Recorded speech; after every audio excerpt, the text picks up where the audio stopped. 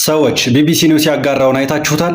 እነሆ ዓለም ክፉኛ በተጨካከነበትና ሰው ለሰው እጅጉን በሚፈራራበት በዚህ ዘመን የጎጃም ሕዝብ ግን ክቡር ለሆነው የሰው ልጅ ይቅርና ለእንስሳት እንኳን የሚራራና የሚንሰፈሰብ ሕዝብ ስለመሆኑ ይህ ብላቴና ማሳያ ነው። ከሰሞኑ መነጋገሪያ ሆኖ ስለሰነበተው የደንበጫው ታዳጊ የደግነት ጥግና ስለተሸለመው ነገር ጥቂት ልንገር። ዶሮ ትበላለህ? አትበላም አይደል? ግድብ ስትሆነ ታገኘዋት ካገኘው ዶክተር ስታገኝ ድካሙ አለቀቀ። እኔ የምልህ ማርቆሴ ቪዲዮ እሱ ሲቀርጽ መጀመሪያ ላይ አውቀህ ነበር? አንተ አላወቅም አይደለ? አላወቅኩም። ፈረንጅ ሆንክ እኮ በቃ በአንድ ቀን ፈረንጅ ይዘታል። ጨምር አንድ ቁጥር አየው ፎቁም ያክለው ሰማይ እኮ ሊነካ ነው በቃ።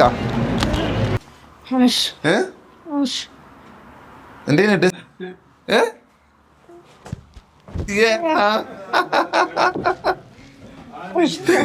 ይመቻል። አዎ ደስ ይላል አይደለ? ስለዚህ 2 ቀን 3 ቀን ፈታ ትላለህ። እዚህ ላይ የፈለግኩን ትበላለህ። ከፈለክ ስጋ ትበላለህ፣ ከፈለክ ሽሮ ትበላለህ፣ ከፈለክ ፒዛን፣ ምንም ጣጣ የለም። እሺ ዶሮዋን እንደ ሕፃን ልጅ በፎጣ አቅፎ በስስት እየተመለከተ እጅጉን ሲጨነቅ ታየ። እያንኳረፈች ነው፣ ሂድና ሳክማት ብለውኝ ነው፣ እንቅልፍ ፈጽሞ አልተኛችም ሲልም በሐዘን ይናገራል። በዚህ ሰዓት የዚህን ታዳጊ መልካምነት የተረዱ ሰዎች ታዲያ 80 ዶሮዎችን በስጦታ አበርክተውለታል። በተጨማሪም ወደ አዲስ አበባ አምጥተውት ለእንስሳት ባሳየው የሰው ልጅ ሕሊናና ልብ በተደፈነበት በዚህ ወቅት የተከሰተ አስተማሪ ጉዳይና የዓመቱ መልካም ሰው በማለት ብዙዎች ድምፃቸውን እያሰሙ ይገኛሉ። የታመመች ዶሮውን ሆስፒታል የወሰደው ታዳጊ ስጦታ ተበረከተለት። የ12 ዓመቱ ታዳጊ ማርቆስ አባዬ እና የሚወዳት ዶሮው ከሰሞኑ በማህበራዊ ሚዲያ መነጋገሪያ ከሆነ ሰንበትበት ብሏል። ማርቆስ ያደገው ገጠር ነው። አሳዳጊው አቶ ቀለመወርቅ አሞኜ የተባለ ትምህርት እንዲያገኝ ወደ ምዕራብ ጎጃም ዞን ወደምትገኘው ደንበጫ ከተማ ይወስዱታል። ወደ ከተማ ሲሄድ ቤተሰቦቹ የሰጡትን ዶሮ ይዞ ነበር የሄደው። ይህችን ዶሮ ታዲያ በድንገት ታመመችበት። ሊያድናት ያደረገው ጥረት አልሳካ ሲለው በስተመጨረሻ ሆስፒታል ይዟት ሄደ። ታንኳርፍ አድራ ሐኪም ቤት ውሰዳት ሲባል ሆስፒታል ወሰድኳት። የሰው ሆስፒታል ነው። ታንኳርፍ አድራ ሐኪም ቤት ውሰዳት ሲባል ሆስፒታል ወሰዳት። የሰው ሆስፒታል ነው፣ እዚህ የለም ተባልኩ ይላል ማርቆስ። ታዳጊው ታማሚ ዶሮውን አቅፎ ወደ ሆስፒታል ያመራው ከ2 ሳምንት በፊት ነበረ። የደንበጫ የመጀመሪያ ደረጃ ሆስፒታል ነርስ ኡመር ጫኔ ታዳጊውን ሲመለከቱት ቀድሞ የታያቸው ደግነቱና የልብ ቅንነቱ እንደሆነ ያስታውሳሉ። ታዲያ ነርስ ኡመር ከስራ ወደ ቤት ሊሄዱ ሲሉ ነበር ማርቆስን የተመለከቱት። ዶሮዋ ታማበት እኛ ሆስፒታል መጣ። ሐኪም ቤት መሆኑን ብቻ ነው የተረዳው ማርቆስ። ሆስፒታል ከመጣ በኋላ ብዙ ሰዎች ሊሳለቁበት፣ ሊያሾፉበት፣ ሊስቁበት ሲሞክሩ ነበር ይላሉ ነርሱ።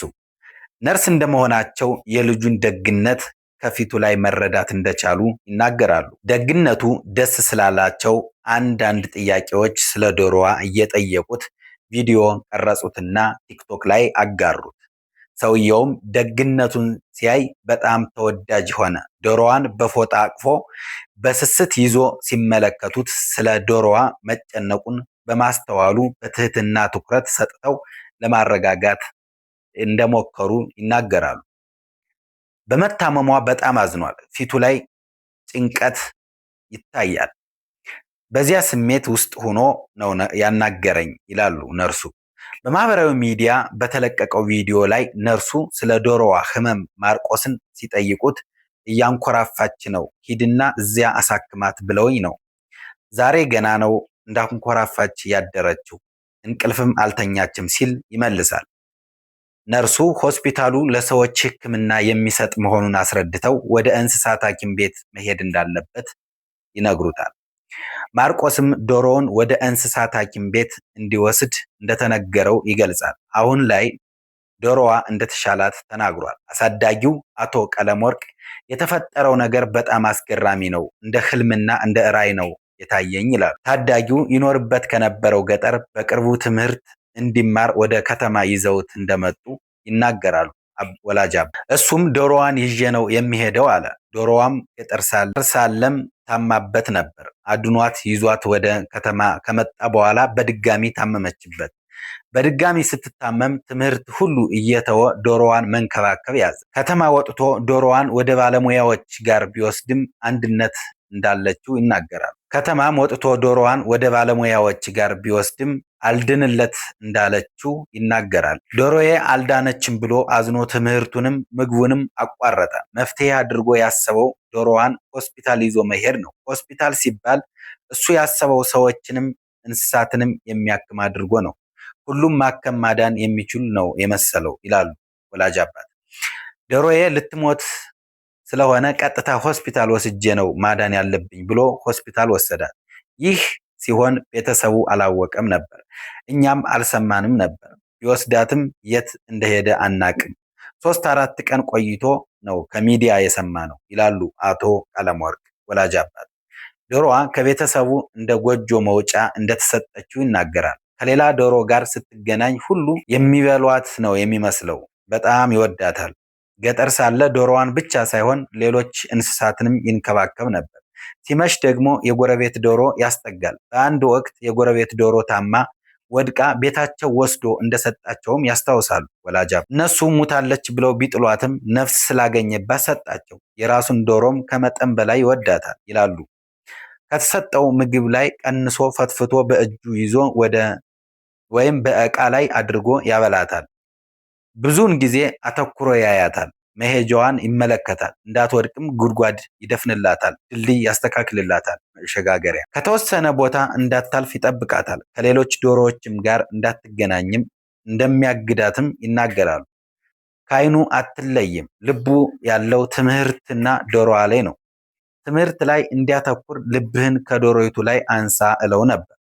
ማርቆስም ሆስፒታል ይዟት በሄደው ዶሮ በማህበራዊ ሚዲያ ታዋቂ ከመሆን አልፎ 100 ዶሮዎችን ከነመኖ ሊሰጡት ቃል ተገብቶለታል። ቪዲዮውን በማህበራዊ ሚዲያ ከተጋራ በኋላ በዶሮ እርባታ ዙሪያ የሚሰራው ትርሲት አግሮ ኮንሰልቲንግ 100 ዶሮዎችን እንደሚሰጠውም አስታውቋል። የተቋሙ መስራችና ምክትል ስራ አስኪያጅ ዶክተር አቡኑ አንዳርጌ ለ3 ቀናት የማረፊያና የምግብ ወጪ ተሸፍኖ ስልጠና እንዲያገኝና የምስክር ወረቀት እንዲሰጠውም ይደረጋል ብለዋል።